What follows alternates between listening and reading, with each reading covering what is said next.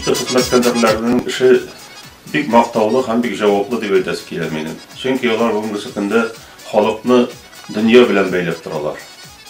Дәүләт белән бәйләп торалар. Шушыннар халкы безнең үзебезнең почтальоныбыздан, Рәмзиядән бик канәгать. Безнең Шишиңгәр почта бүлекчәсе 290 хуҗалыкка хезмәт күрсәтә. Без почта бүлекчәсендә 3 кеше хезмәт күрсәтәбез.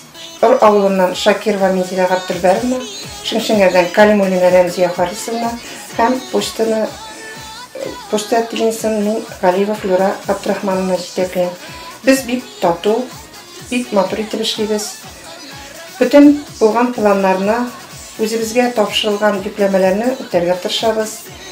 Безнең почтальон хезмәтеннән барлык авыл халкы да бик канәгать.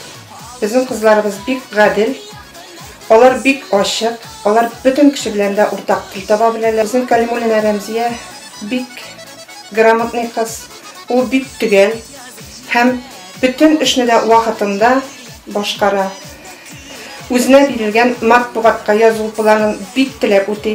Мен үзебезнең почтальон Калимуллина Рәмзияне бик күптәннән беләм, чөнки шушы авыл кешесе, ул да шулай ук шушы авылда туып үскән, күптәннән эшли, үз эшен бик яратып эшли.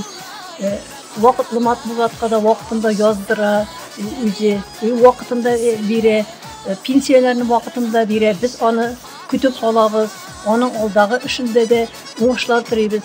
Почтальон булып 10 ел эшлим. Эшемне бик яратып һәм теләп башкарам. Без үзебезнең җитәкчеләр һәм иптәшләр белән бик килешеп эшлибез. Вакытлы матбугатка яздыру, вакытында халык белән бик киңәшләшеп һәм ярдәмләшеп эшлибез. Алар мине аңларга тырышалар, мин аларны аңларга тырышам. Бигрәк тә район газетасын хезмәтне яратып алдыралар. Хезмәт газетасы бездә бик күп килә һәм бик теләп укыйлар. Минем bu işimde гаиләм үземә күп